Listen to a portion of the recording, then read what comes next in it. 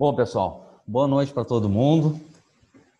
Vamos retomando, então, nossa disciplina de sistemas e processos mecânicos, né? Que a gente está vendo processos de conformação mecânica. Paramos na página 93, aonde a gente vai ver mais a fundo, né, o processo de estampagem, né? Eu já tinha comentado em aulas anteriores que falou em estamparia. Imaginem lá como é feita lá o paralama do carro. Vai ser posto numa matriz, numa prensa, geralmente hidráulica, podendo ser excêntrica em alguns casos, né? Bota a chapa reta, a matriz se fecha, ela faz a dobra, o corte e a furação ao mesmo tempo, ok? Pessoal, uma observação que é importante para vocês, mesmo a aula à distância, aí cabe a vocês, né? É importante vocês anotarem o que é diferente. Muita coisa, e não só na minha disciplina, como em outras, muita coisa não tem em livro, né? Então, como vocês estão vendo, a nossa disciplina vai terminar sexta, agora dia 22. A gente já viu vários processos de conformação, ainda falta mais 3 ainda. Então, o que eu vou focar e o que é o curso técnico em conformação mecânica? É vocês para que saberem para que serve o processo, aquele processo específico de conformação mecânica, como laminação que a gente viu, vantagens, desvantagens, o princípio básico dos equipamentos, né? E esse tipo de coisa são as características principais. Cálculos mais específicos, como vai aparecer aqui em estamparia, a gente vai olhar para fins de conhecimento, é mais para quem vai trabalhar com projeto de matrizaria. Então, o maior conselho que eu dou para vocês, anotem, porque tem muita gente que se tropicou na prova porque não anotou as partes mais importantes, né? E aí, por exemplo, numa prova de marcar não tem meio ponto, né? Ou é certo ou é tudo certo ou é tudo errado. Então, cuidem disso daí. O meu esquema de aula é o mesmo. Tudo que eu julgo importante eu falo várias vezes. Chega a ficar chato, né? De tanto repetir aquela informação. Mas é o importante. Então, o que a gente vai ver em estamparia hoje, né? Que é o nosso foco, começar e terminar hoje, porque falta aí 5 dias, na página 93. Aqui, ó.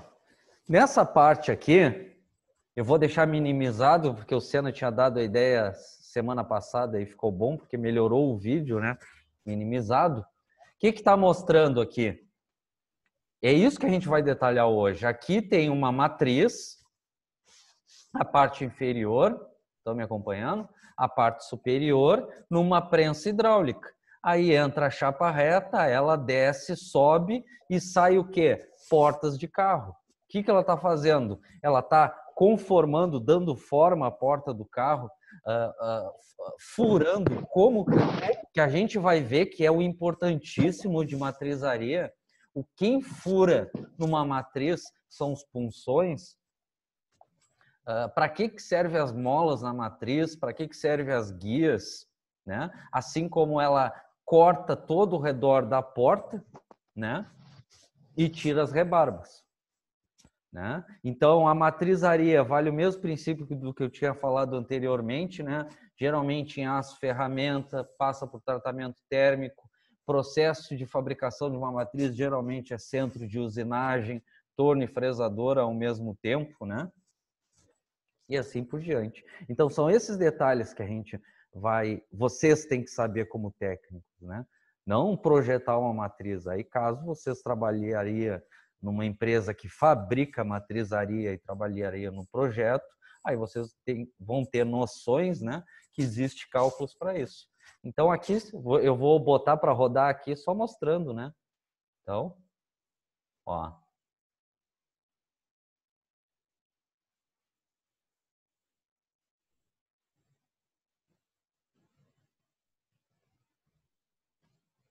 Então, isso é estamparia. A matriz superior desce na prensa hidráulica, né, faz todas essas operações, ó, repetindo, ela está dobrando, ela está cortando, furando, né? Fazendo a porta do carro. O que é isso? Estamparia.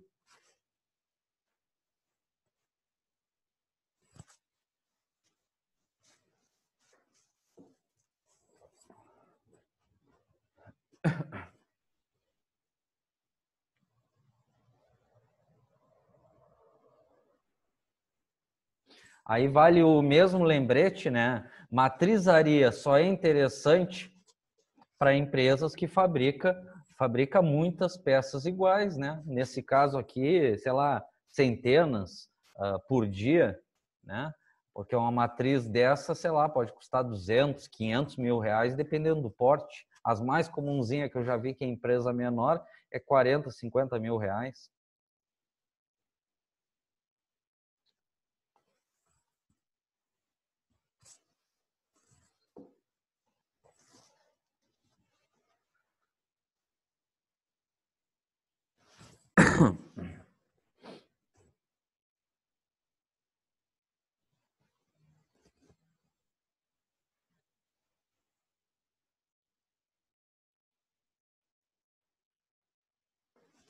Tá claro, pessoal? Então, só fiz questão de mostrar esse vídeo no início para vocês visualizar o que é em si, né? Um processo de estamparia.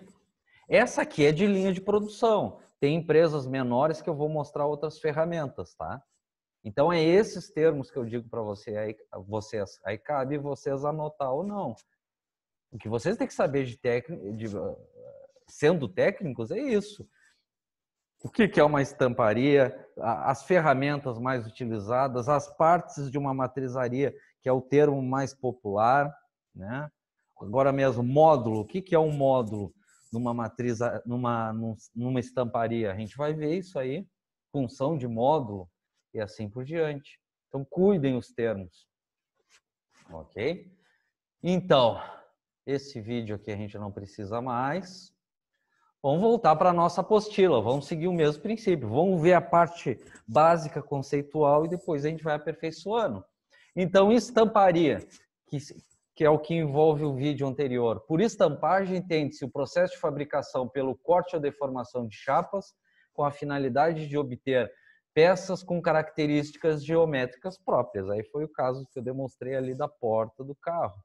Deixa eu só confirmar uma coisinha. Beleza.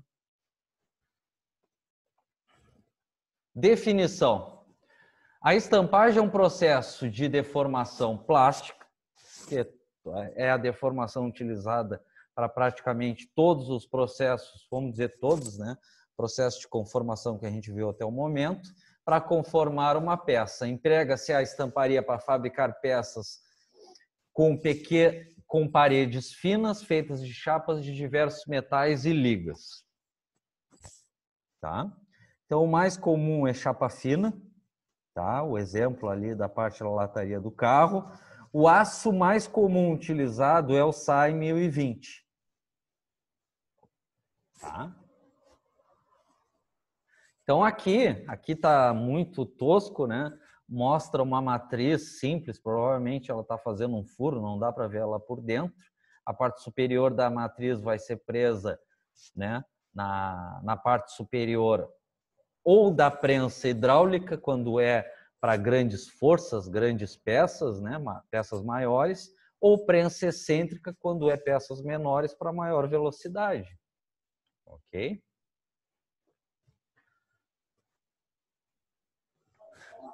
A estamparia pode ser simples quando executada em uma única operação ou combinada com a ajuda da estampagem. Fabricam-se peças de aço de baixo carbono. O que eu falei? Qual era o aço mais usado na estamparia? O 1020. Em alguns casos tem aço inox e outros materiais, alguns não ferrosos. Aí entra no especial. Esse processo de fabricação é empregado preferencialmente para produção em série, peças iguais, porque a matrizaria é muito cara. A matriz. Vantagens e desvantagens do processo. Vantagem, né? Alta produção. Aqui, aí depende da empresa, né? Não dá para dizer 400 a 50 mil peças. Vamos pensar que é alta produção, né? Só que tudo é muito caro em estampagem. A matriz é no mínimo 40, 50 mil reais. Uma prensa, eu lembro que eu falei da prensa hidráulica ou a excêntrica, que eu comentei hoje, vamos reforçar mais. Ela chega a custar mais ou menos R$ 1.000 a tonelada de capacidade de força, isso há 10 anos atrás, quando eu orcei. Então, pega aí uma prensa hidráulica 250 toneladas, não baixa de 250 mil. Se for uma Xing Ling lá, coreana. Se for brasileira, é bem mais cara. Reduzindo o custo por peça em comparação com o processo de usinagem.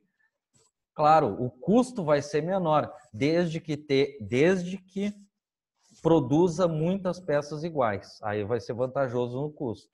Acabamento bom, pois não necessita de processamento posterior. Então, por exemplo, aquela porta de carro que saiu estampada, qual é o próximo processo que ela ia passar ali no setor de PCP?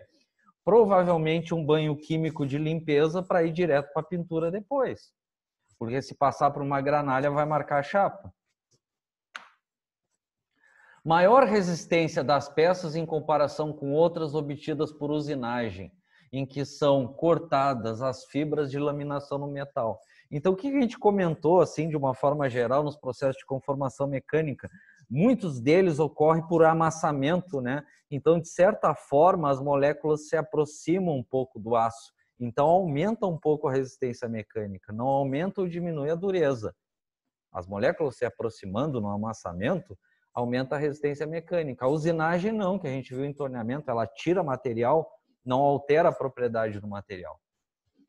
Desvantagem da estampagem. O alto custo das matrizes, né? Que só pode ser amortizado se caso a empresa produzir muitas peças iguais. Aí é o caso lá da chaparia de carro, que eles vão produzir, sei lá, quantas mil por mês, né? Operações de estampagem. Cara, isso aqui é básico. O que aconteceu com a porta do carro lá na matriz que a gente viu no vídeo? Ele não cortou a chapa matriz, dobrou, que deu forma, e repuxou ao mesmo tempo. Dentro desse corte está incluído os punções que fizeram os furos também da porta. Olha o que eu falei, punções que fizeram os furos. Tá claro? Então, uma matriz das mais completas, o que ela está fazendo? Ela está cortando, dobrando e repuxando ao mesmo tempo, dando forma.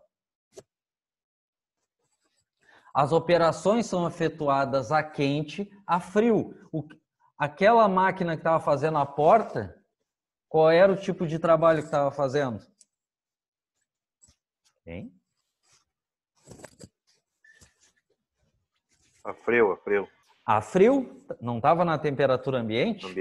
A frio. Em peças, eu nunca vi assim, quando eu trabalhei há anos, eu devo ter comentado para vocês, eu estou aqui em Rio Grande de 2013 para cá. Antes de 2013 eu trabalhei muitos anos no norte do estado e muitas das empresas que eu passei tinham estamparia. Eu nunca vi a quente, eu vi a frio. Eu acredito que a quente seriam peças de grandes espessuras, de maiores espessuras, né? O comum é a frio na temperatura ambiente. Estado de trabalho. Corte executado a frio, dobra executado a frio, repuxo. Lembra, até caiu na prova, né? O que tu relaciona muito com repuxo, que tem a ver também com a estamparia, a panela, né? Lembra que eu falei várias vezes isso? Pode até ser, o comum é a frio. Pode ser a quente, se de repente uma chapa de uma panela ela é mais grossa e o comprimento ali da profundidade da panela seja muito grande. Aí depende da empresa. E aí, quais são as prensas? Olha o que eu estou falando. Quais são as prensas utilizadas no processo de estamparia? Prensa hidráulica. Sim. E como que é fora de centro? É obcêntrica. Excêntrica. Excêntrica, fora de centro.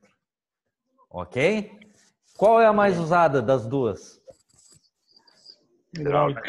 Excêntrica, né? A hidráulica é a mais usada. Porque a hidráulica, ela mesmo sendo mais devagar, é a que consegue mais força por causa da hidráulica. A excêntrica, a indústria vai usar a excêntrica. Lembra que tinha mostrado um vídeo uns dias atrás, que na alimentação da excêntrica não tinha uma bobina de chapa que ia alimentando com o alimentador? Então, só para chapa fina, que é para ganhar velocidade na excêntrica, porque o comum é a hidráulica. Tá claro isso? Tá claro. Para obter um processo de estampagem que produza os resultados desejados, é preciso utilizar ferramentas adequadas, que a gente vai falar mais sobre isso, que são as matrizes, né, ou módulos, e escolher criteriosamente as máquinas operatrizes. As máquinas operatrizes utilizadas no processo de estampagem são as prensas. Aí aqui está falando várias prensas, né? Excêntrica, fricção, martelo de ação de joelho e a hidráulica, que vai falar depois. Só que as mais usadas, essas aqui já é mais do antigamente.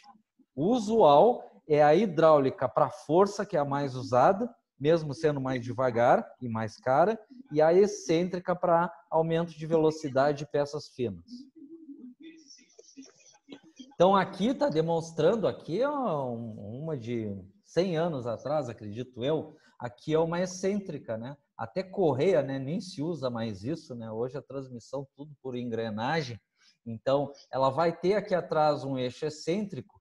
Quando tu pisa no pedal, o eixo gira uma volta. Quando gira uma volta, o martelo aqui, né? Ele desce e sobe uma vez. Pisou no pedal, desce e sobe uma vez.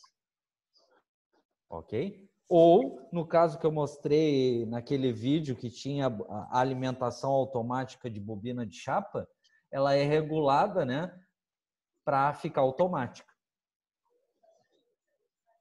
As prensas mecânicas são usadas, isso aí já foi falado, ó. Uma matriz completa, ela corta, dobra e repuxa ao mesmo tempo, tá? E a mais utilizada, a hidráulica. Aqui, também uma, sei lá, de 100 anos atrás, né? Essa aqui de pequeno porte, sei lá, 40, 80 toneladas. Então, o princípio dela é muito simples. Quando tu aciona ela, ela desce e sobe uma vez. Geralmente por pedal. Pisou no pedal de novo, ela desce e sobe de novo. Só que é mais devagar por hidráulica. A grande vantagem dela é a força. Então, é o que apareceu lá naquela fabricação por estamparia das portas de carro. Aí aqui até diz, né? Prensas hidráulicas pode ser de simples efeito, duplo efeito, triplo efeito, enfim. O principal é vocês saberem que identificar e saber a mais utilizada, né? A hidráulica. São utilizadas dobra, repuxo e faltou, né? Corte também, porque na porta do carro não estava cortando, tirando rebarba e furando ao mesmo tempo. Isso é corte naquela porta de carro. A porta saiu prontinha ali, a parte em aço. As prensas hidráulicas são empregadas principalmente nas operações de repuxo, lembrando, né? Apareceu o repuxo, lembro lá da panela. Pelo fato de essa operação necessitar de movimentos com velocidade lenta e controlada. O principal é força e mais uniforme, né? Mais devagar na hidráulica. Na página 95 aqui, termo importantíssimo. Macho ou punção. Quem é esse bicho? É o bicho que vai fazer os furos nas peças, em matrizaria ou módulo. Olha o que eu estou falando, vou repetir. O nome dessa ferramenta que faz parte de matriz é macho ou punção. o pessoal de matrizaria fala muito em punção. Vamos enxergar melhor o que é isso, né? Do que só a teoria. Vocês estão me acompanhando aqui? Deixa eu ver só se tem alguém solicitando entrada. Sim. Deu.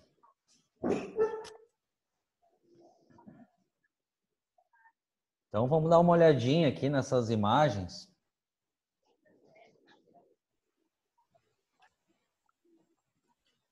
Estão vendo isso aqui? Isso aqui são machos ou punções.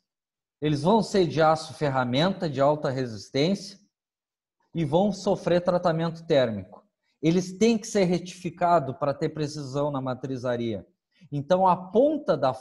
Essa parte que tem a cabeça é que a prensa hidráulica ou excêntrica vai encostar e a parte de baixo aqui, o que vai fazer? Furar. Pode fazer um furo quadrado. Essa aqui não dá para ver direito, mas vamos falar que é um oblongo. Furos redondos. Enfim. Então, naquela porta de carro não teve vários furos? Cada furinho daquela porta tinha um punção desses dentro da matriz. Tá claro? Uma matriz grande, completa, tipo aquela de portas de carro que a gente viu, vai ter várias punções desses aqui, que é chamado de macho também. Para quê? Para fazer furação. Aí tem outro termo que eu acho importantíssimo para vocês. Alguém sabe o que é isso aqui? O nome desse conjuntinho aqui, que tem de vários tipos, é módulo. Para que serve o módulo? Para fazer furos, utilizando prensa hidráulica ou prensa excêntrica. Esse módulo em específico, o módulo é um conjunto. Dentro dele aqui vai ter o quê? O punção, o macho. Quando a prensa aperta essa parte superior, o punção desce e fura. Então, esse módulo aqui serve para fazer o que está demonstrando aqui? Os furos dessa tubulação. Ele pode fazer furo redondo em chapa, ele pode fazer, ó, aqui, ó, outro módulo aqui para fazer o que? Oblongo, outro módulo, outro punção, não confundam, módulo é isso, é esse conjunto. Então aqui exemplificando, né? Conforme o punção dentro do módulo, faz vários tipos de furos na chapa. Mas espera aí, na matriz completa lá da porta do carro não tem punções dentro da matriz, mas para que eu vou querer o módulo? Bom, dependendo do estudo da empresa, pode não ser interessante comprar uma matriz completa. Porque o que eu disse da matriz completa? Ela não custa no mínimo 40, 50 mil e dispara o preço? O módulo vai custar, sei lá, R$1.000, R$2.000, se muito. Então, digamos que na empresa de vocês, que vocês tenham prensa hidráulica ou prensa excêntrica e tenham que produzir várias peças, que tem que fazer alguns furos nessas peças na chapa, tu pode colocar vários módulos desse embaixo da prensa, soldados em chapa, e aí tu coloca a chapa reta dentro desses módulos. Quando descer a prensa hidráulica ou excêntrica, eles fazem os furos simultâneos. Compreenderam a aplicação do módulo? Alguma pergunta? Aqui, ó, aqui está mostrando outro. Esse aqui já é desenho, né? Ah, o que esse módulo com... Vamos analisar aqui. São 2 módulos. Cada módulo, acredito eu, que tem aqui, ó, um punção ou um macho. Quando desce a prensa excêntrica ou a prensa hidráulica, ao mesmo tempo ela está fazendo 2 furos por pressão na viga. Olha o termo que eu usei. Módulo, punção. Ou macho. Punção e macho é a mesma coisa. Tá claro, pessoal? Módulo, punção, para que serve, né? E assim por diante. Então, tudo isso aqui, ó, é módulo. Aqui uma empresa que vende módulos, Unistamp, não me lembro se é do Rio Grande do Sul. Então, é o mesmo princípio. Desce aqui a prensa hidráulica ou excêntrica, vai ter aqui um punção macho aqui que vai furar. Aí tu coloca a chapa aqui dentro. Tu pode colocar vários módulos embaixo da tua prensa. Ok? Alguma pergunta? Certo que não. Só sobre medida de furo aí, não tem... Não, aí tu tem que comprar, conforme o fornecedor, né? Ah, eu queria um módulo. Aí eles vão te perguntar assim, por exemplo, ah, é para furo redondo? É para furo redondo. Aí eles vão dizer assim, ó, eu tenho um módulo aqui que tu pode colocar punções machos, sei lá, de 5 a 10 milímetros de diâmetro. Entendeu, Garcia? Entendi. Ah, digamos, mas eu preciso agora de um módulo de 20 milímetros de furo. Ah, tá, então vai ter que ser outro módulo que comporte, sei lá, de 10 a 20 milímetros de diâmetro de punção, módulo. Aí, conforme o fabricante.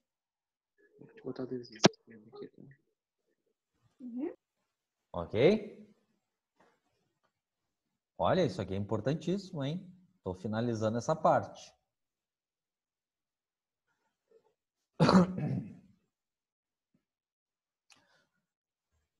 Estão me acompanhando aqui no meu cursor?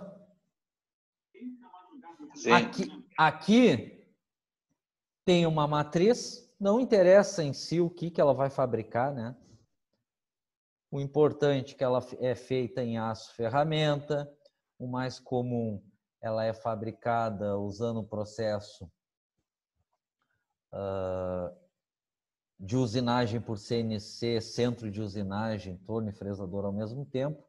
Depois, ainda, até o final da semana, a gente vai aprender só o conceitual de um processo de usinagem eletroerosão, que é para matrizaria também. Mas o principal, aqui geralmente é a matriz inferior, aqui é a matriz superior. Ela vai ter lá a forma, que quando fechar a matriz na chapa reta vai dar a forma, por exemplo, da porta. Ela vai ter as guias principais, que é para deslocamento da matriz superior com precisão. Ela vai ter os punções ou macho. Para que servem os punções e os machos? Que é o que também é chamado de macho. Para furar? Para furar. Furos errados. E dentro da matriz vai ter várias molas. Qual é a função das molas dentro de uma matriz? Extração de peça, para não trancar. Então, quando fez aquela porta e baixou a matriz superior, quando abriu, com certeza embaixo daquela matriz tinha molas que soltava a porta do carro na matriz inferior. Então, as molas nas matrizes é para extração de peças. Ok? Isso é o básico que vocês têm que saber. Que mais? Aí é relação em custo, que elas são muito caras. Aí, se a empresa tem muitas quantidades de peças iguais, é vantajoso. Mas o principal disso, em aço ferramenta, processo que é feito, o que ela está fazendo nesse caso, estamparia, as guias de movimentação, as molas de extração para não trancar na matriz as peças prontas, os punções ou machos, que é para furações, oblongos, quadrados, rasgos, enfim. Tá claro isso?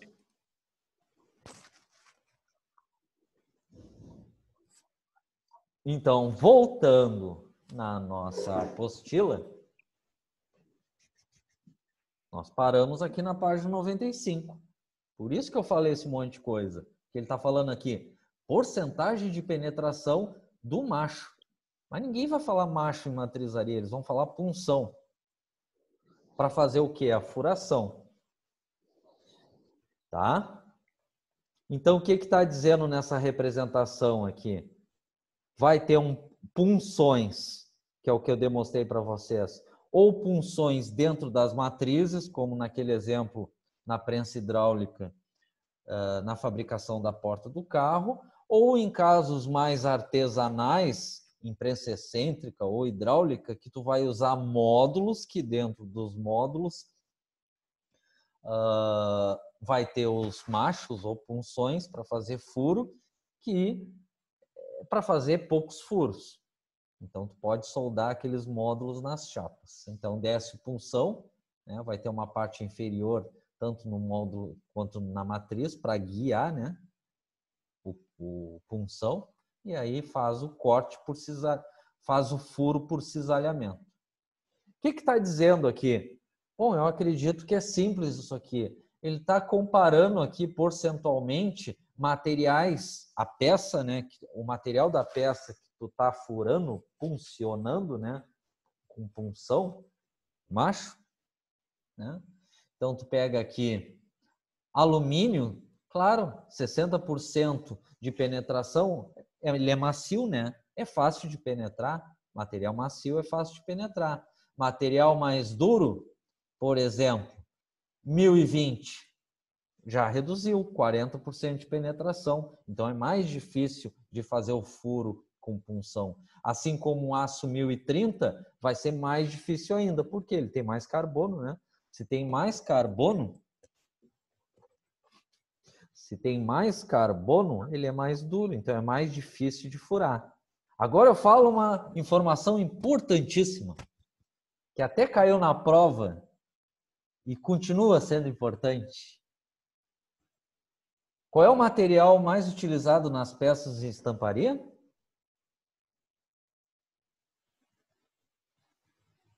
O aço doce? 1020. Qual? O alumínio. O aço 1020. O aço 1020. É o mais utilizado em estamparia. Pois é, ele não é considerado aço doce, Alex? Ele é considerado aço doce. Quando ele fala aço doce, aço macio, 1020, 1008, 1010. E aí tu nos ralou na prova lá, tu botou o 1045 como doce? Não, é aonde eu quero chegar. Pessoal, o 1020 não é o material mais utilizado na estamparia? Sim. Né? Ok. Vamos lá. Então, tu é o operador de estamparia fazendo porta de carro. De repente, olha os termos que você já tem que saber, né? Estourou os punções na matriz. Putz, que pariu. Estourou. Cada pino daquele é um punção para fazer o furo da porta do carro. Estourou. Estourou os punções da matriz. E aí o cara tirou a porta, olha o termo que eu estou falando, além de estourar a ferramenta ou os punções, o que aconteceu com a porta do carro? Nas dobras da porta do carro, trincou. Pensaram nisso? Qual é o primeiro pensamento como operador de máquina ou cara da qualidade vocês têm que ter quando acontecer isso? Que é o que aconteceu na prova no dobramento. Tá, mas aí não deixa de ser aço doce, Alex? Trincou nas pontas é o aço muito duro. Olha o que eu falei. Peraí, olha o que eu falei. Qual é o primeiro pensamento na frente da prensa hidráulica quando estourou os punções e a porta do carro nas dobras trincou? Qual é o primeiro pensamento como operador ou, caso vocês trabalhem no setor de qualidade, deveriam ter? A dureza do aço. O material não é mais o 1020. Provavelmente, qual é? 1045. Que era a resposta da questão. Foi isso, tenho certeza. Entenderam? Então é isso, se tu olhar, até aproveitando já o embalo, Sena, se tu ler a questão, diz lá na questão, depois eu posso até abrir e ler para ti, só para a gente andar a aula. Ele diz, qual provavelmente é o material caso aconteça esse defeito? No 1020 não vai acontecer isso, porque ele é macio, ele é um aço doce. Tanto na dobradeira quanto na matrizaria e estamparia, quando acontece esses tipos de problema, trinca e quebra de ferramenta, é porque o fornecedor te mandou chapa errada. E o que o cara da qualidade vai fazer? Primeiro, ele vai medir a dureza em Brillion. Aí ele vai pegar o catálogo da Gerdau e vai ver, bom, 1020 deveria ter tanto de dureza Brillion, o 1045 deveria ter tanto de dureza Brillion. Aí ele mediu a dureza e deu um pouco acima do 1020. Qual é a segunda coisa que o cara da qualidade vai fazer? Ele vai tirar de 3 a 5 pedaços da chapa e mandar para um laboratório para fazer análise de composição química. Quantos por cento tem que dar de carbono no 1020? 0,2. Se der acima, é porque mandaram a chapa trocada. E quase 100% dos casos, o fornecedor mandou o quê? 1045. É uma dúvida aí nessa tabela que está aí, Alex. Essa porcentagem em relação ao quê? A espessura da chapa? Ele compara, mas não dá para dizer, porque na sequência a gente vai ver que existe cálculo para a força do punção em relação à chapa e material. Tá, não, mas esse 50%, por exemplo, ali no chumbo, 50% de quê? Ele diz aqui, ó, em função da espessura da chapa, mas está muito vago aqui. Porque, na verdade, o punção penetra total, né? Ele fura ela, né? Não. Na verdade, o punção, agora até mais claro, eu acredito que, aí tu me diz sim ou não, eu acredito, tu já acompanhou e observou um corte de guilhotina? Já? Chapa fina. Então. Já? Tu já reparou na parte que cortou? Que a metade da chapa tá lisa e a outra metade tá áspera?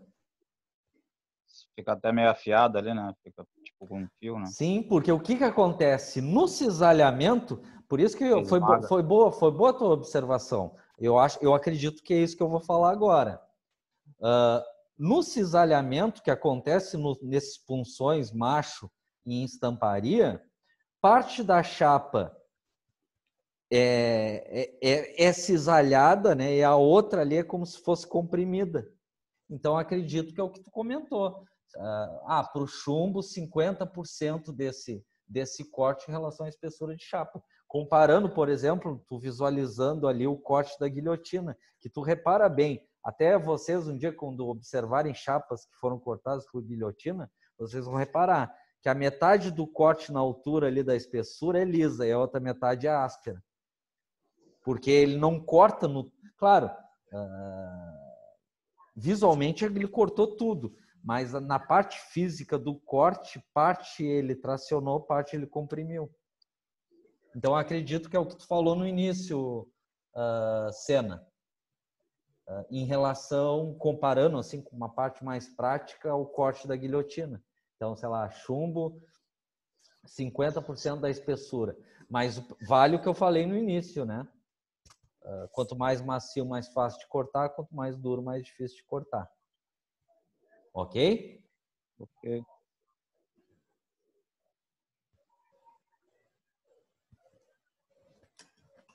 Deixa eu pegar um ar aqui. Na sequência aqui, vai aparecer vários cálculos. Eles não são simples. Alguns parecem que são mais simples, outros parecem que são mais complexos. De força de corte e punção, de matrizaria, folgas, enfim. Né?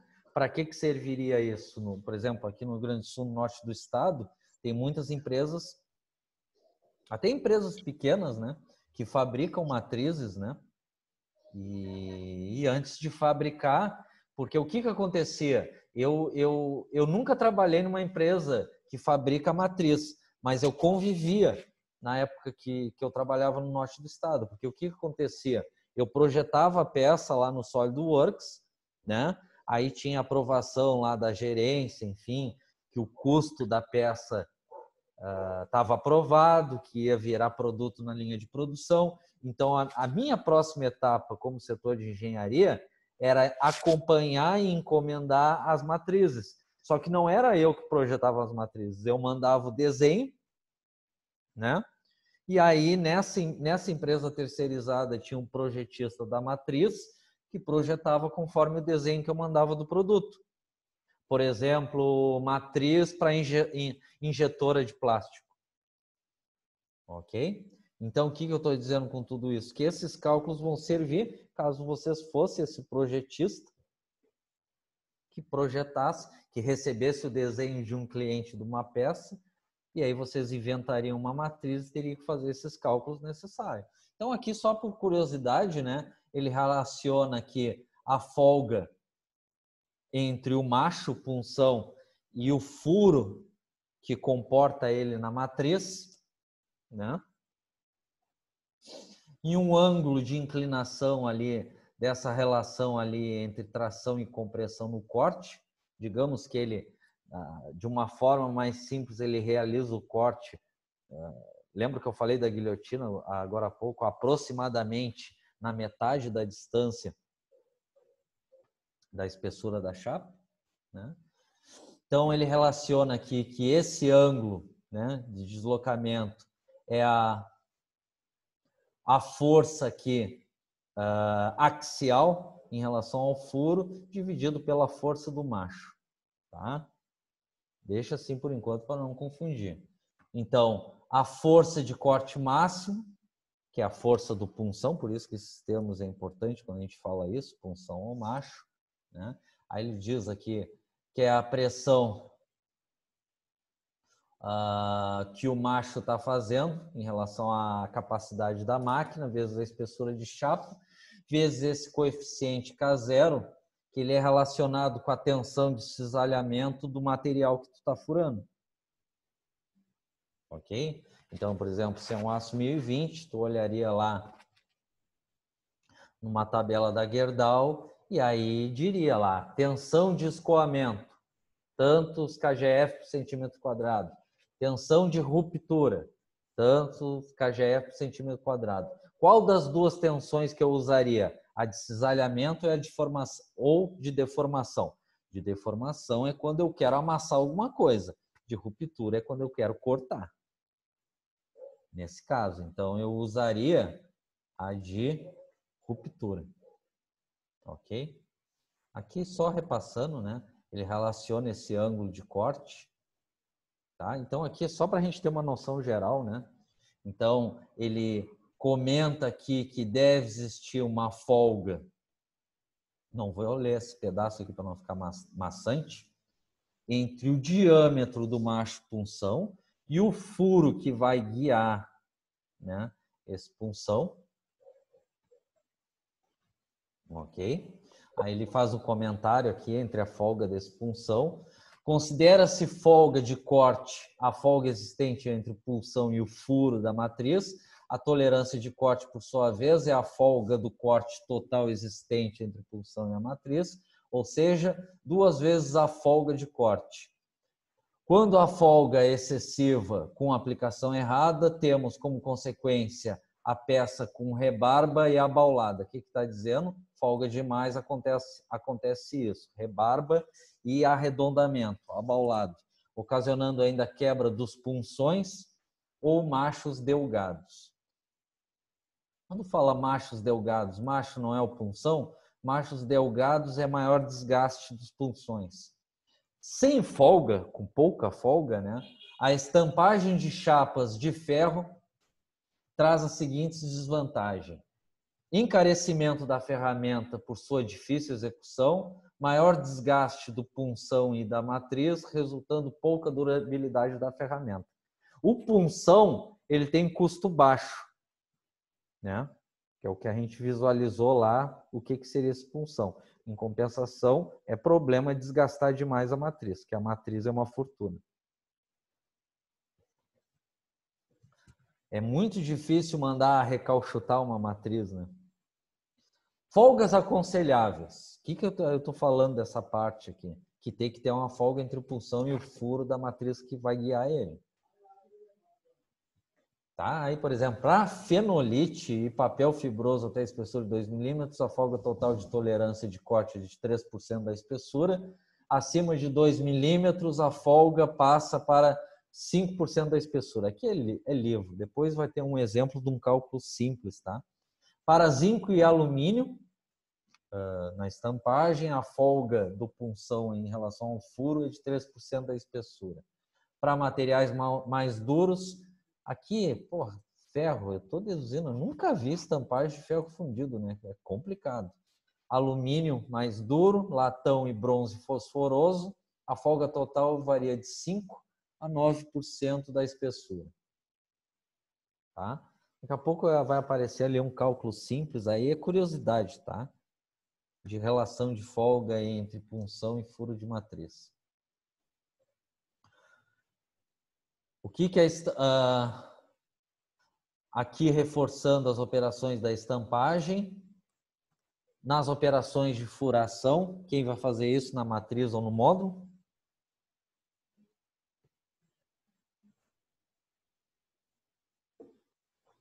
Hein?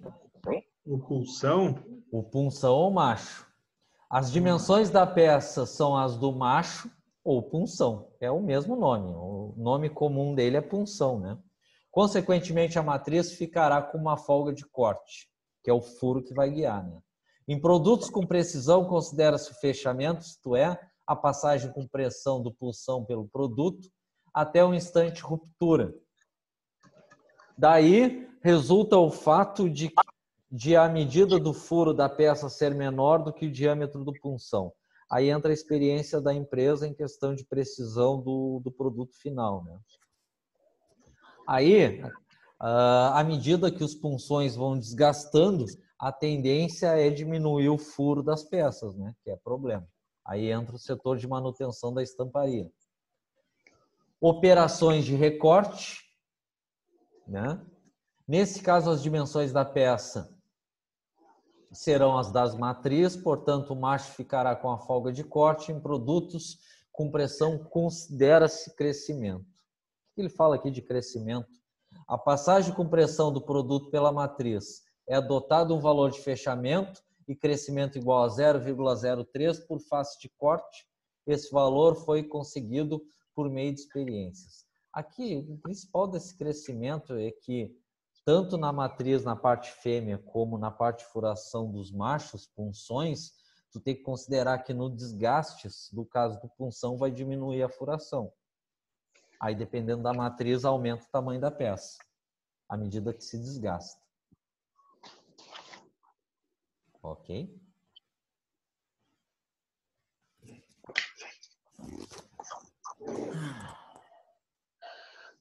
Aqui só segue alguns cálculos, né? Porque para vocês verem, né? Pega aquela matriz lá da porta do carro, tem N cálculos envolvidos nelas. Desses cálculozinhos que eu vou comentar por curiosidade, ele está falando só de um punção fazendo furo, né? Então, por exemplo, aqui, ele tem um punção que vai fazer um furo de 12 milímetros, com tolerância de 0 a mais 0,2. E, ao mesmo tempo, na matriz, vai ter um recorte, que vai ter um outro punção que vai fazer o externo, né? De 30 com tolerância de 0 a 0,2. Aí ele dá um exemplo aqui, o material é um SAI 1020. Espessura de chapa aqui do livro está meio complicada, né? 1 milímetro de chapa, enfim. Tensão de cisalhamento. Onde é que eu consigo essa tensão de cisalhamento?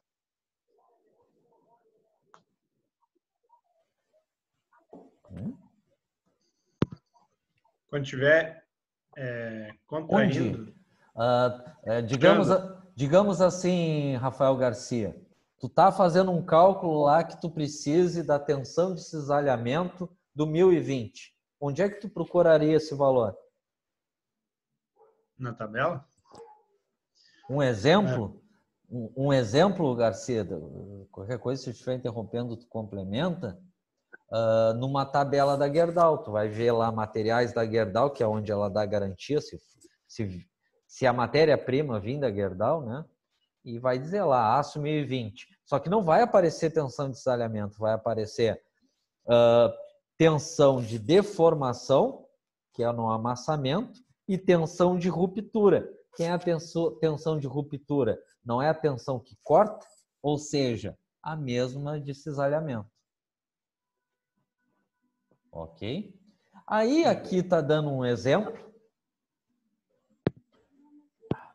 A folga entre o punção de 12 milímetros, não confundam tolerância de desenho técnico, com folga entre o punção que vai fazer o furo e o furo da matriz que vai guiar o punção. Aí está dizendo, aí entra a experiência da empresa, está dizendo aqui de 0,05 a 0,046 milímetros de folga entre punção e o furo guia da matriz. O que está dizendo esse folga dividido por 2? A folga, esse de 0,046, não é o total entre o furo da matriz e o punção que vai fazer o furo? Então, em cada lado tem a folga dividido por 2, ou seja, o 0,046 dividido por 2, que deu esse 0,023. Ok? Aí segue aqui. Medidas adotadas na operação de furar. Quem vai furar o punção. Né? O que está dizendo aqui? Qual é o perigo do punção na matriz? Não é ele trancar no furo guia? Acredito que é isso. Então, qual o diâmetro que tu vai pegar conforme a tolerância? O maior. Ele não é tolerância de 0 a mais 0,2? Então, o diâmetro do punção considerado, que aqui até está errado, né? É 12 mais 0,02. Então, o diâmetro 0,2, que é o que está aqui, ó. Não vou comer zero. Então, 12, que é o punção, mais a tolerância máxima 0,2, o diâmetro adotado do punção é de 12,2 milímetros. Por quê? Que é o risco de trancar. Então, se tu pegar o punção mais a folga que a empresa forneceu, né? O punção mais a folga, somando isso, dá 10,246 milímetros. Ok?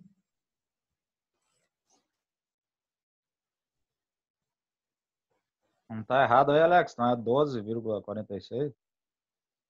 Não, porque a folga aqui, ó, é 0,046 mais o 0,2 da tolerância. Ah, não, mas a matriz ali ficou com 10. Ah, sim. É 12,246. Eu estava focado depois da vírgula. Tá certo que o Senna disse, tá? O punção é 12,2, então é 12,2 mais a folga 0,046. Aí, como disse o Senna, o punção mais a folga, que é o que está errado aqui, é 12,246 milímetros. É isso, né, Senna? Não prestei atenção aqui depois do... antes da vírgula. Curiosidade, tá, pessoal? É complicado. Quem pergunta? Selemias, por que tu... Desculpa, não sei se eu entendi direito ou não escutei. Por que tu não usou o 0,05, usou o 0,046? Ele está compreendido esse número? Cara, o que acontece? Selemias, o que acontece aqui? Aqui é livro, né? Aqui é livro. Não dá para. Lembra que eu sempre digo para vocês, o livro só dá para confiar no método de como analisar. A informação que está dizendo aqui, quem vai dizer é aquele projetista que eu falei para vocês da matriz. Então ele está fornecendo aqui duas folgas, né? Eu estou adotando o que o livro adotou, a menor aqui. Então, na empresa que está projetando a matriz, nesse punção e o furo guia, né, vai ter uma tolerância, uma folga só, né? Não duas, como está indicando aqui. Ok, Selemias? Ok. Então, aqui é só a didática, né? Porque qual é a folga que tu vai usar? Aí é em função da empresa fabricante, né? Da matriz. Medidas adotadas no recortar. O furar foi o punção. O recortar é outro punção, né? Só que ele está fazendo um recorte maior. Ele não está fazendo um furo de 30. Ele está recortando por fora. Vamos pensar aqui que ele estaria fazendo, sabe o que aqui? Uma arruela. Uma arruela de furo 12, de diâmetro externo 30. Entenderam o que eu disse? O recortar ali no 30? Então aqui, acredito que está errado, que ele está diminuindo aqui no 30. Porque ele diz aqui de 0 a mais, de 0 a 0,2 e não aparece sinal. Então, como ele diminuiu aqui, eu estou deduzindo que está errado aqui nesse desenho, que esse 0,2 tem que ter um sinal negativo aqui no lado. Ok? Então, medida teórica do diâmetro da matriz para fazer o recorte, por exemplo, da parte externa daquela arruela, considerando a tolerância negativa, que é a menor peça. 30 menos a tolerância. Por que que aqui ele somou e aqui ele diminuiu, além da tolerância? Porque qual é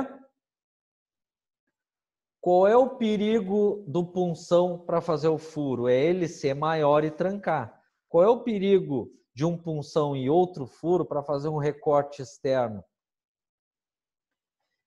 É ele trancar também, só que no menor. Então aqui ele diminuiu no recorte ali do diâmetro 30, a cota nominal 30 menos a tolerância que eu estou deduzindo no desenho, que não está claro aqui, porque se ele está diminuindo a tolerância é negativa, e ficou 29,8 milímetros. Considerando aquela mesma folga agora por recorte, né? Diminuindo aqui, porque agora não é um furo, é um recorte, né? Com 0,043, que é a folga, deu 29,754 milímetros. Tá, pessoal? O que acontece, que eu saliento com vocês, o nosso tempo é muito curto, né? O que vocês têm que saber desses cálculos que eu estou comentando aqui? Que existe folgas a ser considerado em função também, em função da folga, por exemplo, entre punção e furo da matriz guia. Considera a tolerância do punção e folga em relação a trancamento, né? Punção furo e punção matriz, outro tipo de punção, né? Só que se a gente pensar que isso aqui é uma arruela, o punção de 12 está fazendo um furo, o punção de 30 está fazendo o diâmetro externo da arruela, por exemplo. Tá? Considerações aqui.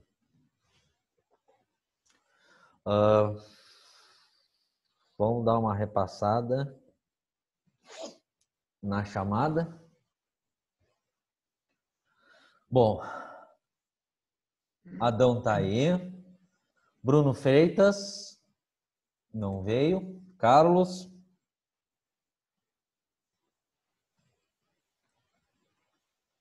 Tá aí. Falem pro obséquio. Diego Oliveira. Opa, tô aqui. Não, é banho. Não? Eu vou. Johnny tá aí. Douglas. Tá no ponto. Olha lá, bagulho lá. Olha lá. Menos 3,9, tá no ponto. Obrigado. Mas tu compra ela de lata, ela não tá tão Ah, é diferente. Douglas tá aí. Bem paradinho assim. Aí, Ô, pessoal, tô fazendo chamada. Evitem conversar, só respondam. Eric. Eric não veio. Fernando. Só um minutinho aqui. Eu tô aqui, hein? Resolvido o barulho. Quem tá aí? O Eric tá no turno da noite, eu acho. Ele falou alguma coisa Tá. lá no grupo. Tá, ele falou. Felipe? Bom, Felipe não tá aí por enquanto. Fernando tá aí. Tô ligado. Deu presença já. Mas depois ele faz outra depois. Isaír? Aqui. Jean? Tá aí. Josué? Josué não veio. Ortiz? Deu esse tempo cair. Pulei de cima do caminhão. Ortiz não veio. Sena tá aí. Luan? Olha Tá aí. Lucas tá aí. Marcos tá aí. Maurício? Tô aqui. Paulo tá aí. Rafael Garcia tá aí. Rafael Luiz tá aí. Rafael Paz? Diga. Atrasadinho, hein? Acabei de entrar. Ronaldo? Opa, tô aqui. Selemias tá aí. Tainan tá aí. Walter tá aí.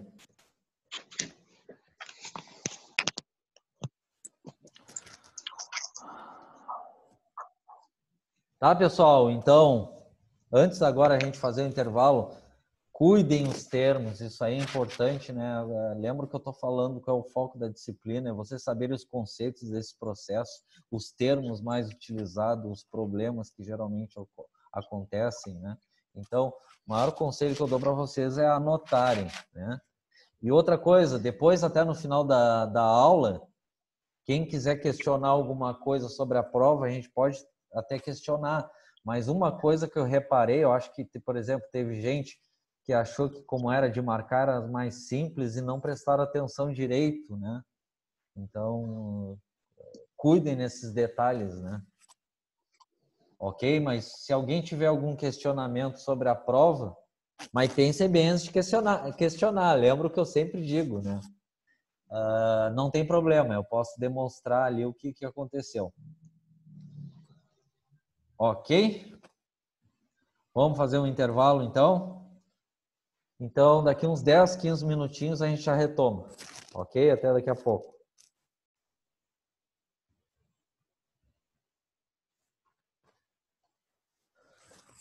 Então, pessoal, retomando a nossa aula.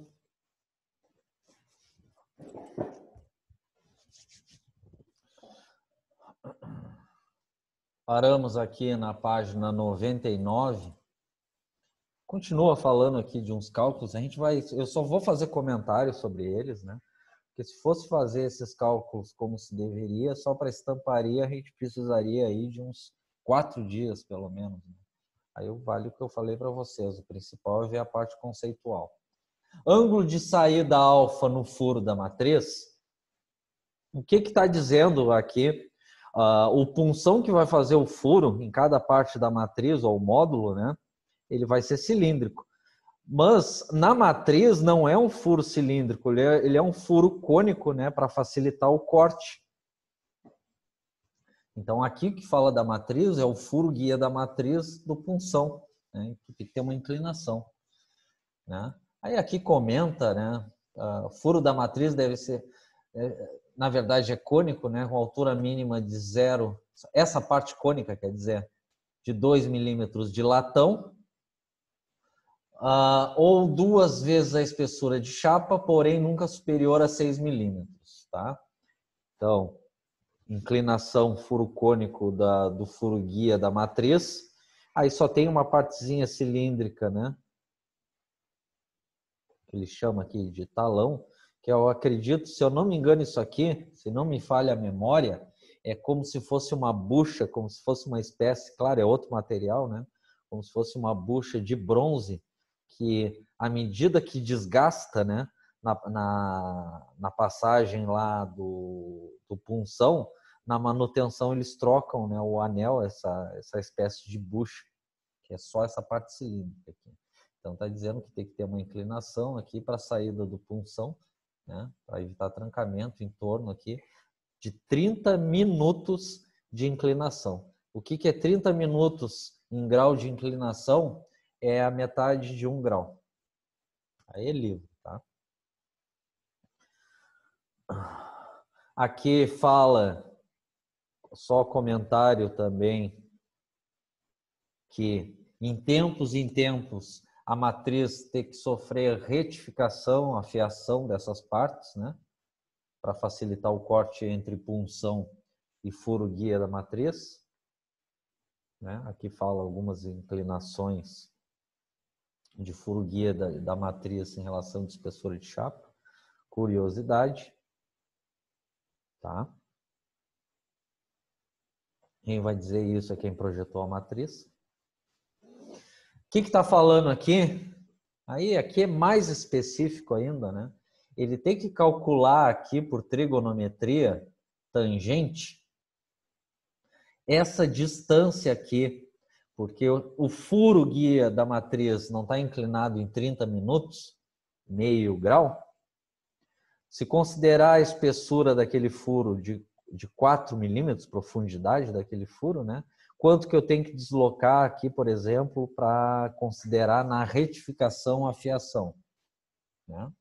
Então, o ângulo aqui da tangente é x dividido por 4.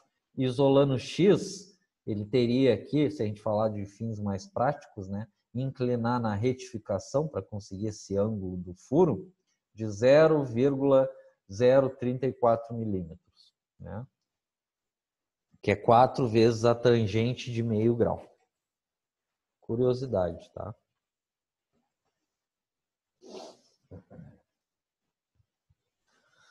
Aí aqui considerando folga, tá?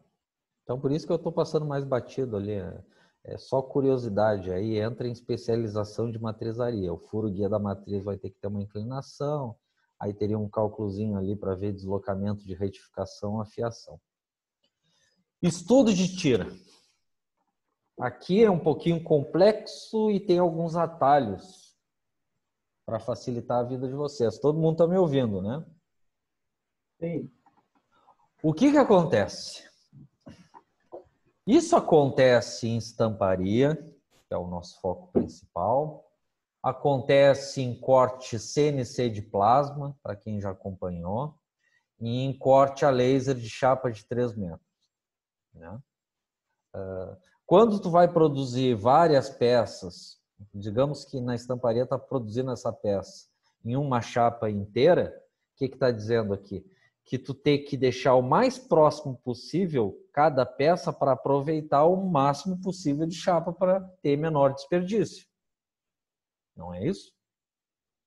Isso serve para o corte a plasma, CNC, e corte a laser também, CNC. Então, na estamparia tem que considerar qual é a menor distância entre cada peça aqui, simplificando a vida, né? Em relação à chapa, ao material, a espessura de chapa, material, que eu não vai me prejudicar na estamparia.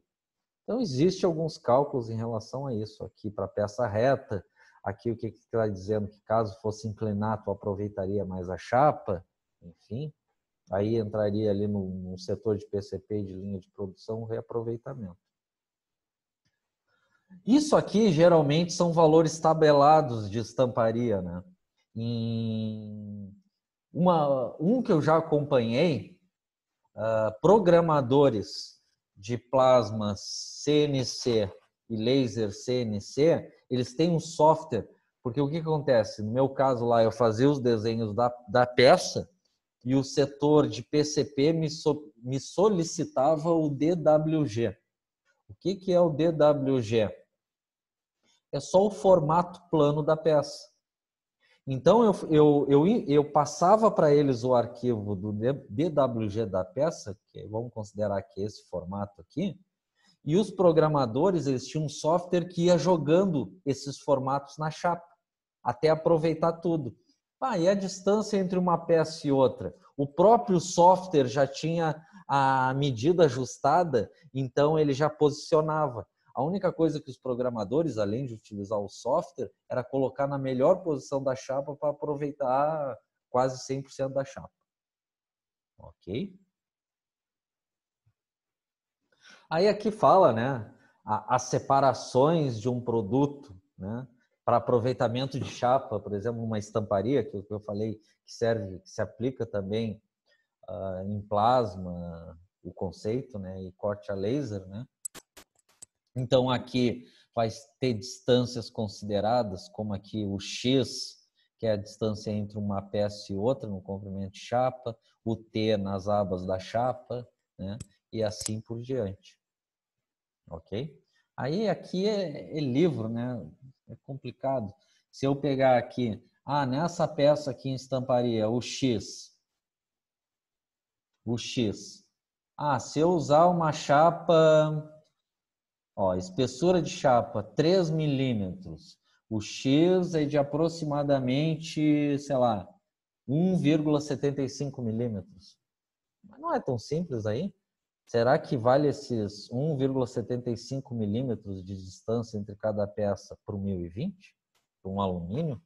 Para outro material? Né? Estão entendendo onde eu quero chegar?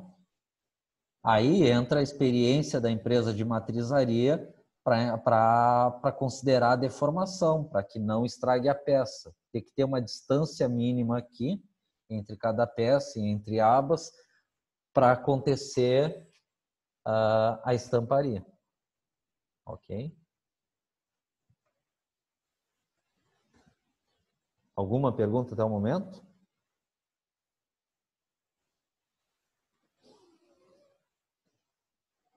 Meu Deus do céu, um festival de foto e só nome.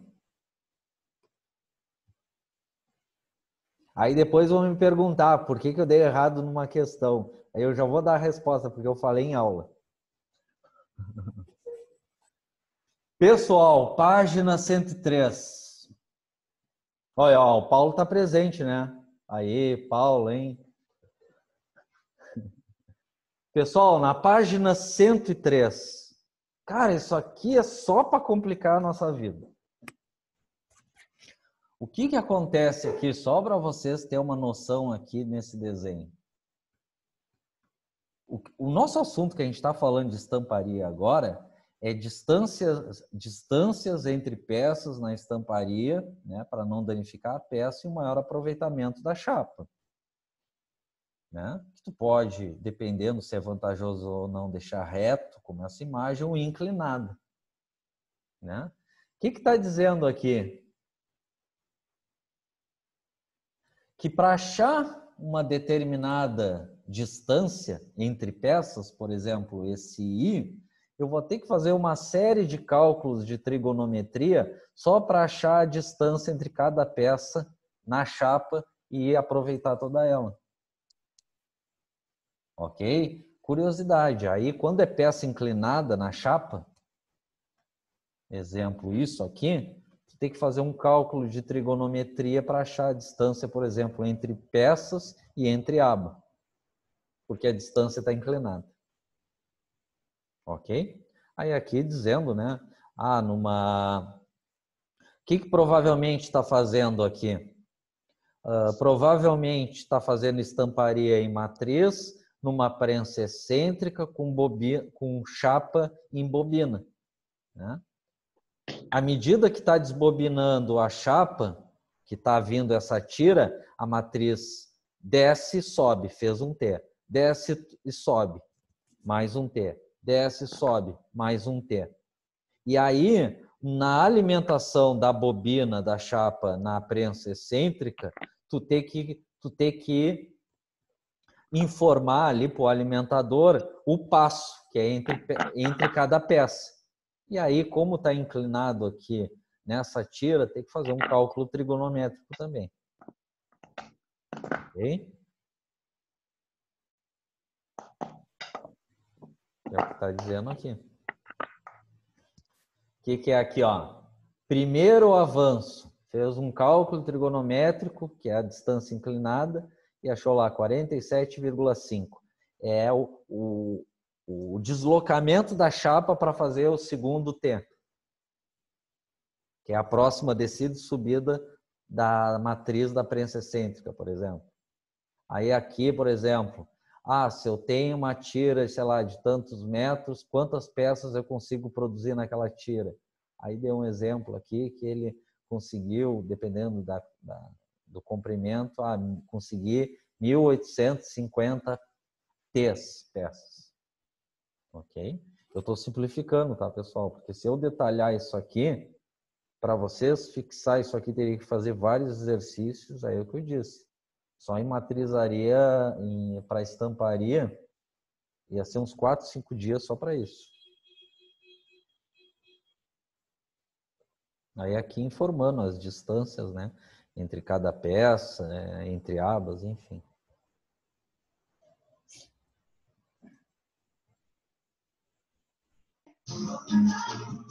Opa, começou o baile. Deixa eu ver aqui. Ô, Douglas, hein? Cálculo da força necessária de corte. Tá? Vamos ver aqui superficialmente para ter uma noção.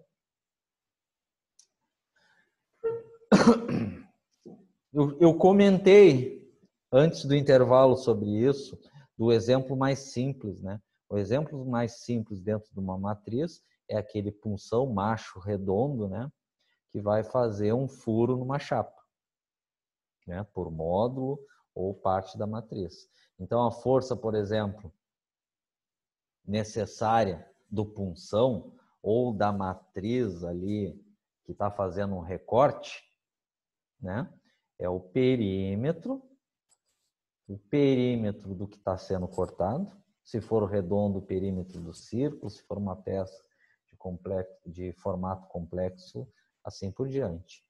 Vezes a espessura de chapa, vezes a tensão de cisalhamento, que eu comentei bastante, que é a tensão de ruptura que tu pega no catálogo de material.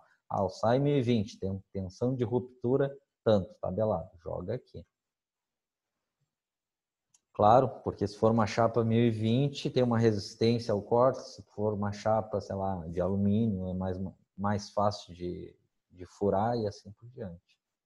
Vezes o fator de segurança ou o famoso fator de coeficiente cagaço do engenheiro.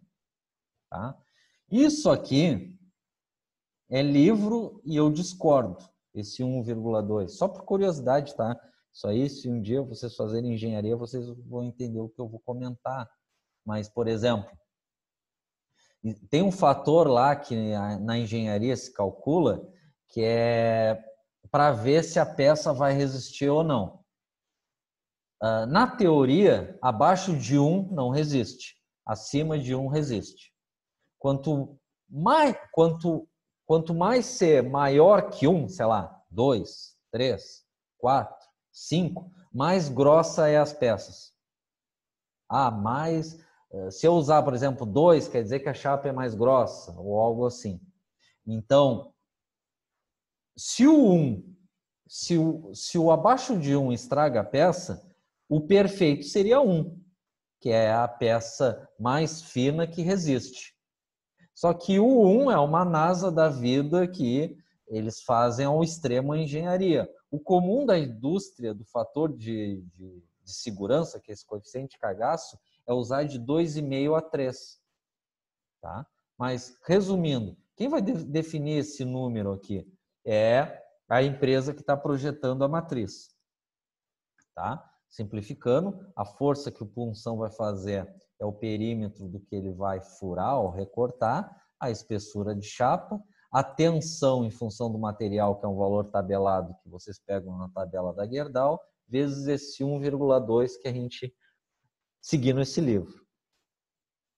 Tá? Aí o valor vai dizer lá que o punção vai ter que receber força da prensa, sei lá, de 1.000 quilos, 1 tonelada ou algo assim, ou mais ou menos. Ok? O que está dizendo aqui? Onde vocês vão encontrar aqui a tensão de cisalhamento. Não numa tabela de livro, numa tabela de fornecedor, por exemplo, a tabela de Gerdau. SAI 1020 vai ter duas tensões, a de deformação que é para amassar e a de ruptura que é para cortar. eu quero a de cortar, a de cisalhar. Então, eu vou pegar no catálogo da Gerdau a tensão de ruptura. Aço 1020. Tensão de ruptura, que é mesmo de cisalhamento, tanto. E aí joga na fórmula. Aqui tá só exemplificando de uma forma tosca o que apareceria no catálogo. Então, um aço laminado, vocês já sabem o que significa laminado, de 0,1% de carbono, por exemplo, 1010, se ele for cru, sem tratamento nenhum, é de 32 quilos por milímetro quadrado de tensão de cisalhamento. Se ele for recozido, que ele passou por um tratamento térmico para alívio de tensão, evitar trinca, ele é um pouco mais macio, vamos dizer assim. Aí está dizendo aqui para o 1020, 1040, 1080 e assim por diante. Para o aço inox, tá? E para vários materiais, ok? Onde estariam esses valores verdadeiros no catálogo da Gerdau? Eu quero o aço 1020. Vou lá no catálogo da Gerdau, tensão de ruptura, tanto, e joga aqui no TC da fórmula, ok? Curiosidade, essa formulazinha para saber quanto a prensa vai fazer de força no punção para conseguir fazer, por exemplo, um furo redondo.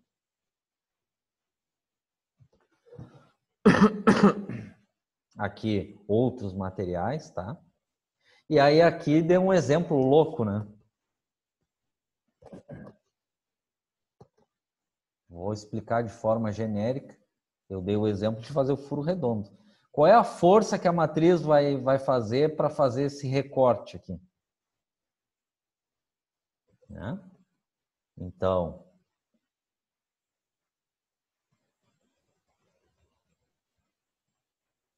o perímetro, né? Tu somaria aqui, 60 mais 70 mais 50 e calcularia aqui o perímetro do círculo. O perímetro do círculo é 2 vezes π vezes o raio, que é 30.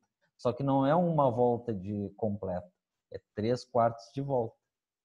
Então, tu calcularia aqui 2 vezes π vezes 30 vezes 3 dividido por 4, porque é 3/4 de volta. Soma isso, tu tem um perímetro. E aí jogou lá, sei lá, 30. Né? Aí ele multiplicou, lembra que eu falei, 3/4 de volta? Aqui está a fórmula do perímetro. Espessura de chapa joga naquela fórmula que eu falei, aí deu aqui uma chapa de 2 milímetros. A tensão de cisalhamento, que é a tensão de ruptura, olharia na tabela da Gerdau para o material em questão, aí aqui está o valor. Joga na fórmula, né? E acharia que a matriz para fazer essa peça aqui, recortar essa peça, precisaria de 46 mil quilos de força. Ou seja, a matriz, a prensa tem que fazer uma força de 46 toneladas. Aí, conforme a capacidade da máquina. Uma prensa hidráulica de 250, brincando. Uma prensa excêntrica, de repente, 80 toneladas, brincando também. É menor, e assim por diante.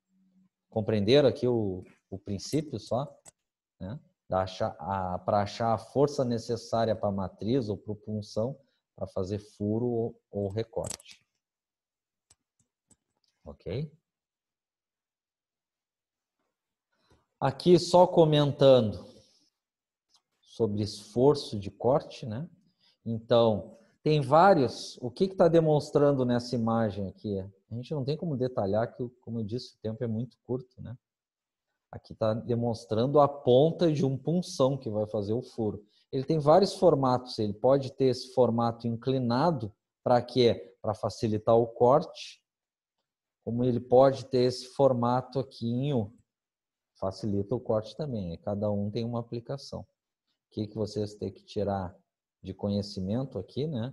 Aí só caso trabalharia em projeto de matrizaria, que os punções que estão fazendo o furo lá da chapa, da porta do carro lá, eles não são retos aqui, né? Porque senão fica muito difícil fazer o corte do furo, né? O puncionamento. ou ele vai ter esse formato inclinado, que é para facilitar o corte aqui, ou esse formato aqui em U. Ok?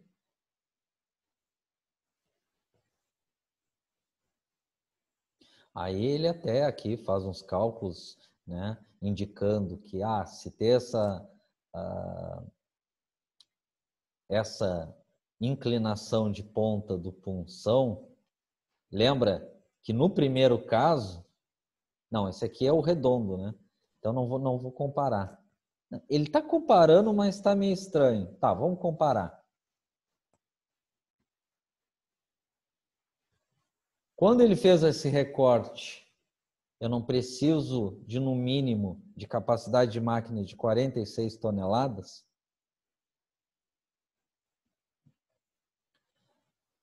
Ele está indicando aqui, por um cálculo, que caso fosse essa inclinação de ponta do punção, para fazer aquele formato, reduziria de 46 toneladas para quase 31 toneladas de força, né?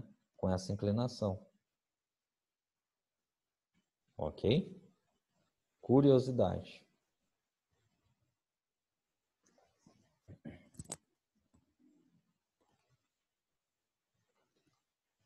Alguma pergunta até aí? Então, esses cálculos que eu passei por cima, tá? Eles têm importância, né? Só que tu só usaria se tu fosse lá o projetista da empresa fabricante de matriz. Né? Que não é só aquilo, né? A gente está falando só de um punção. Imagina aquela matriz primeira da porta. Fala, Seno. Normalmente esses punção não são afiados, eles são, vamos dizer, a aresta dele é 90 graus ali. Na verdade, o ideal é ter um pouquinho de inclinação aqui. Porque seria quase o fio da ferramenta. Porque eu já vi empresa que eu trabalhei para economizar. Lembra que eu falei ali dos módulos, né, que tu compra? Tem muita empresa que vende os punções prontos para reposição, aquela coisa toda, né? Então, eles são torneados e retificados, tá? Eu já vi empresa que eu trabalhei, eles faziam uma gambiarrinha, Senna.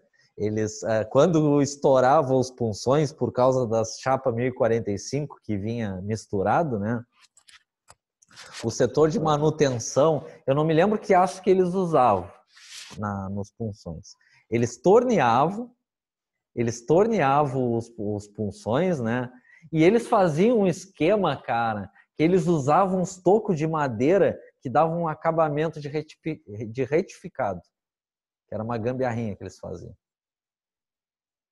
Mas não se afia, por exemplo, um punção. Na verdade, deveria passar uma retificação aqui na parte de baixo também. Para dar o fio, se fosse fazer o redondo, né? O círculo. Né?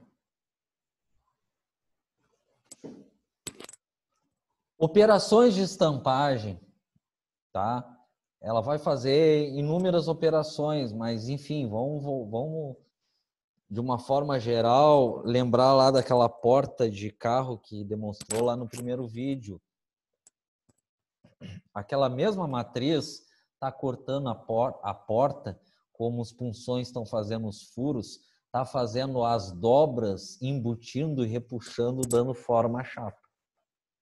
Ok?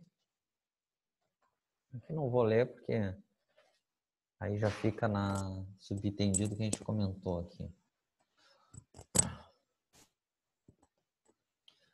Aqui, falou em corte, né? Lembro lá do que eu falei, parte de rasgos, furações, vai entrar esses punções, né? Aí, por exemplo, aqui, ó, punção, elemento de ferramenta que provoca perfuração, a gente falou bastante. A matriz, que pode estar envolvido no recorte da parte externa da peça. As folgas, né, entre punção, matriz, furação, enfim. Né? Aí aqui até comenta alívio de ferramenta, ângulo dado à matriz, após a parte paralela de corte. Aí entra mais na parte específica em projetos, tá? Aqui até, eu diria, olhando essa imagem, que esse alívio é aquela parte cônica do furo guia do punção na matriz, né? Que é para evitar trancamento. Tudo bem até aí?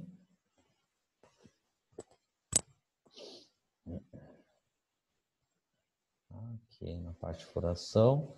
Força de corte, né? A gente comentou. Não é tão simples assim, é mais complexo, mas... Lembro lá daquela primeira, aqui já está misturando fórmulas, né? Que era o perímetro da forma que tu está furando ou recortando, vezes a tensão de ruptura e cisalhamento que é tabelado, vezes a espessura de chapa. Na tensão de cisalhamento já está considerando material, e aí considerar aquele fator de segurança, né? Porque nessa fórmula aqui que não tem fator de segurança, é o perfeito que não existe. Sempre vai ter perdas, né? Então, para qualquer cálculo de engenharia entraria aquele fator de segurança, né? Que aí é em função da habilidade da engenharia da empresa. Força de extração.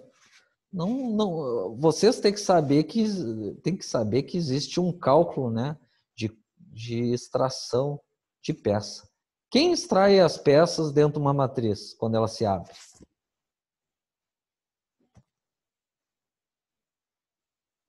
As molas.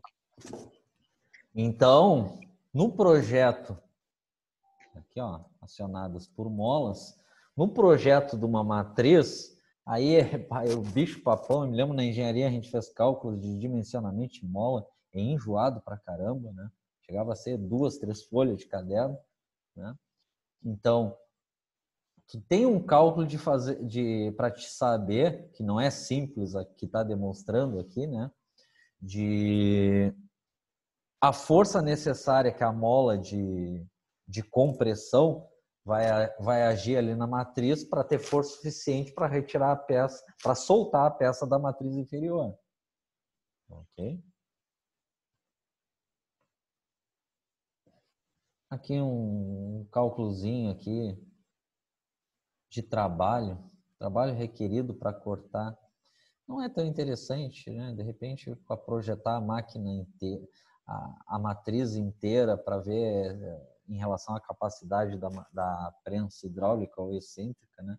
Mas o principal aqui é a força necessária, né? O FC que eu tinha comentado antes, da matriz ou do punção sobre a chapa.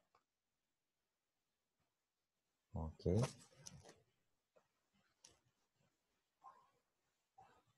Tudo bem até aí?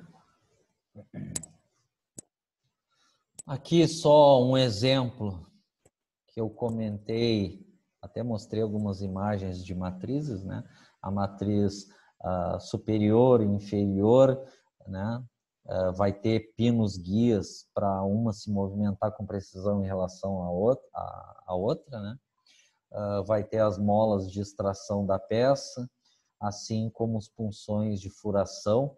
O que é esse disquinho aqui primeiro? É a sucata, né? Que vai cair embaixo da prensa excêntrica, que é na mesa ali tem um furo geralmente, né? Aí geralmente eles botam umas caixas metálicas para cair a sucata, por exemplo, do furo. E aqui, por exemplo, de um outro tipo de punção, de repente fabricando a arruela lisa, aí já é a peça pronta, né? Enfim. E aí entre a matriz a chapa reta. Ok? Né? Aí aqui, por exemplo, a mola de extração de peça.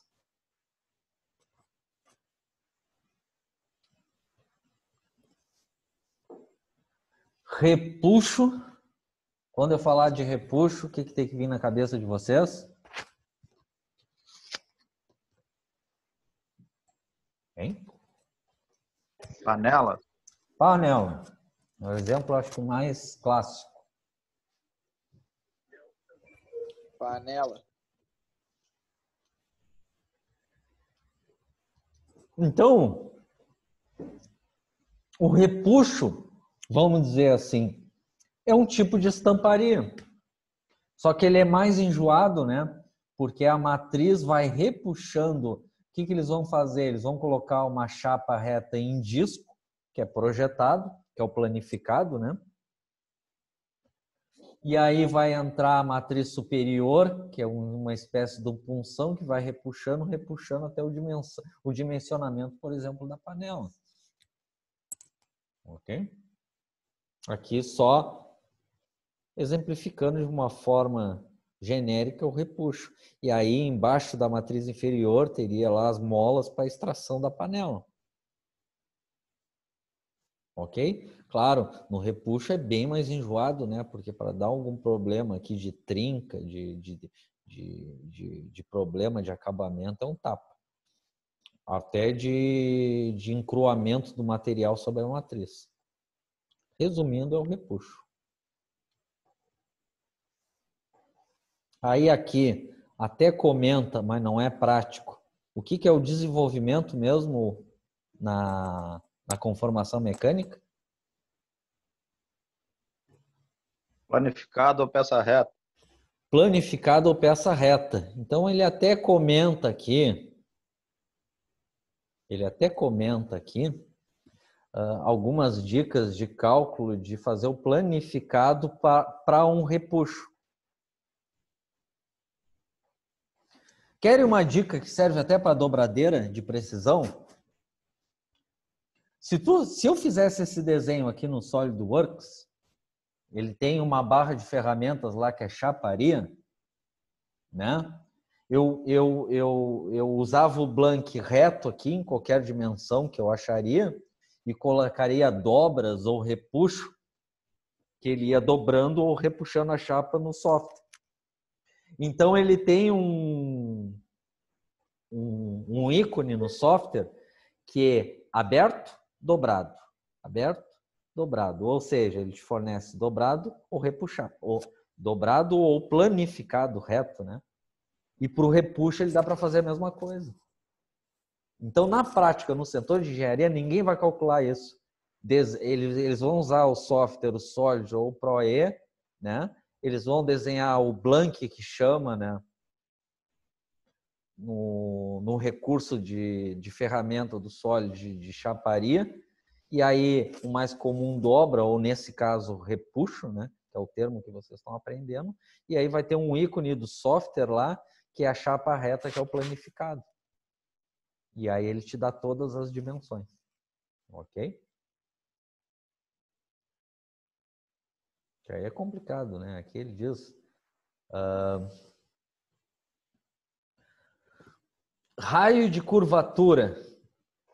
Cara, isso aqui é complicado. O principal é o seguinte. Quando tu dobra ou repuxa em 4 abas, por exemplo, ou no repuxo, os cantos aqui tem que ter raios de curvatura, que é uma peça especial, né? Ou alguns recortes retangulares, né? Que é para quê? Para quando repuxar ou dobrar, não trincar aqui nas pontas, nas 4 pontas, né?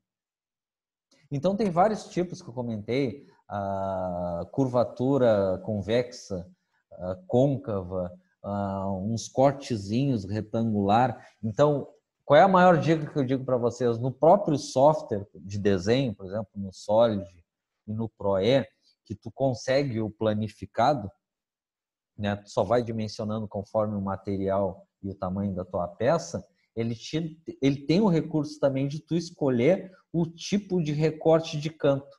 Para que serve isso? Para não trincar nas pontas. Ok?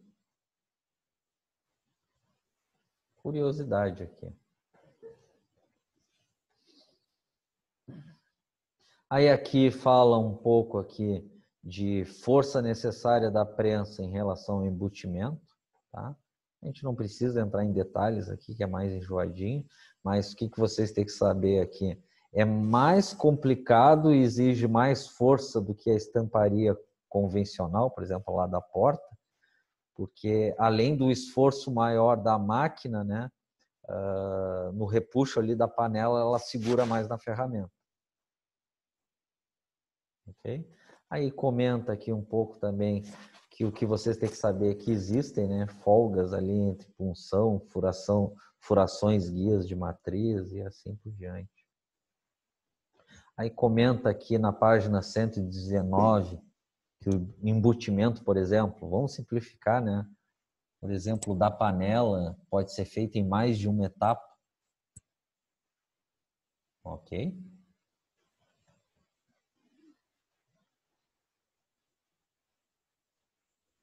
E aí a parte teórica a gente termina aí.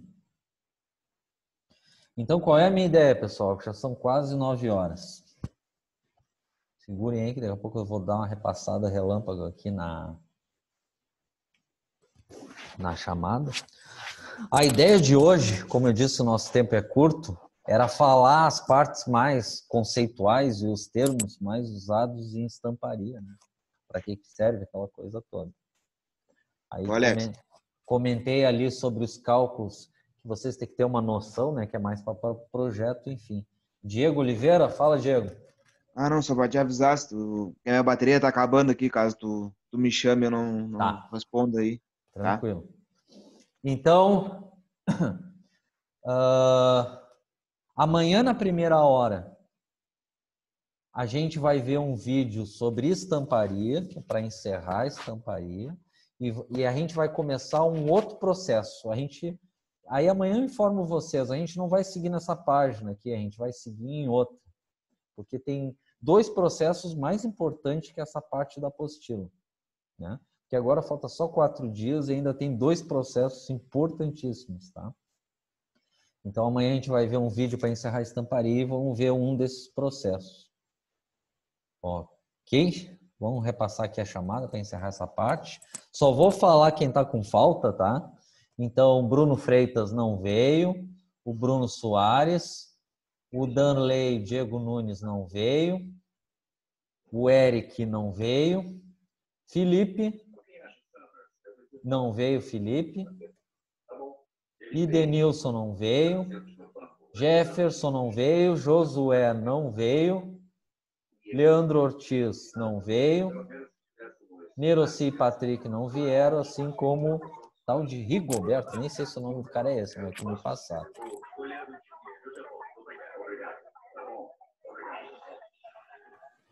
Ok, pessoal? Então amanhã a gente vai seguir em outra página, que é o que falta esses 2 processos, né? Que é para a gente dar fim nesses 4 dias que faltam. Depois eu vou dar só uma comentada nessa parte aqui, porque sexta-feira, dia 22, vocês encerram o módulo e a disciplina. E aí, provavelmente amanhã ou quarta-feira eu passo para vocês a última prova, e aí eu passo o prazo para a gente encerrar isso também.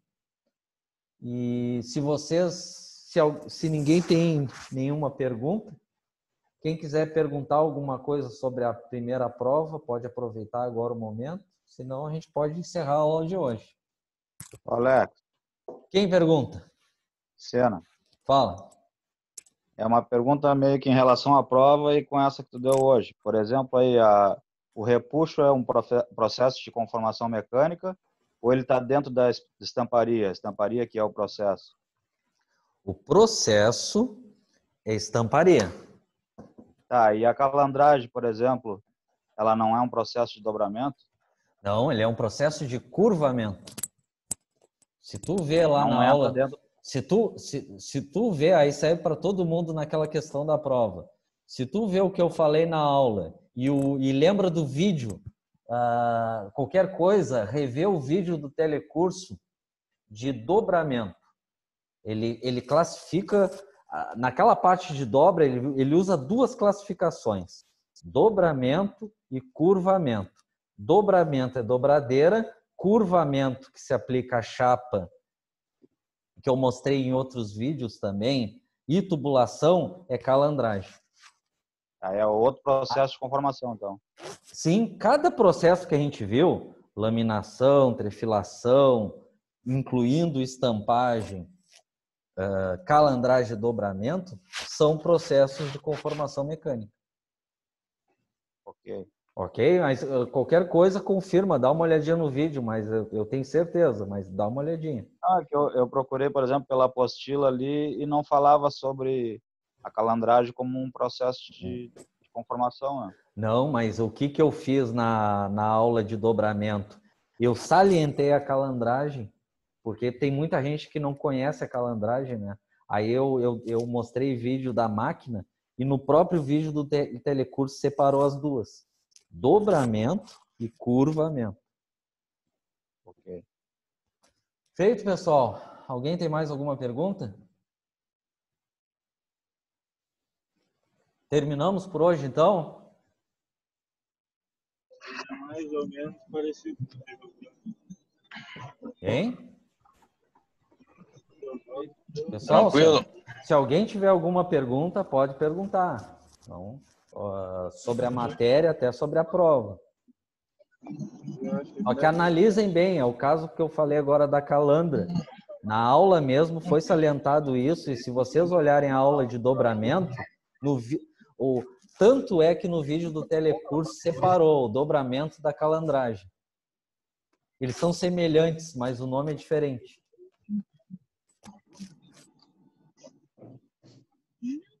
Tá? Alguma pergunta? E anotem as coisas que são diferentes. Por exemplo, olha as coisas que eu falei hoje. Punção, módulo, matriz, mola de extração. São as coisas que interessam mais para vocês, né? É o termo para um leigo começar a trabalhar com isso, entendeu? Que é o que isso. Essa é a função do curso técnico em mecânica. Não é ser especialista, porque o tempo é muito curto. É vocês ter a noção desses termos para dentro da empresa, que é o que aconteceu comigo há anos atrás. Eu entrei numa estamparia, eu não sabia bolufas, mas os caras estavam falando as coisas e eu entendia os termos deles. Ok? Mais alguma pergunta? Não. Então vamos. Boa noite, Alex. Vamos encerrar por hoje, então, pessoal? Boa noite. Nos encontramos amanhã às 7. Então, boa noite para todo mundo. Até amanhã. Boa noite aí, gurizada. Boa noite. Boa noite aí, gurizada. Boa noite, gurizada.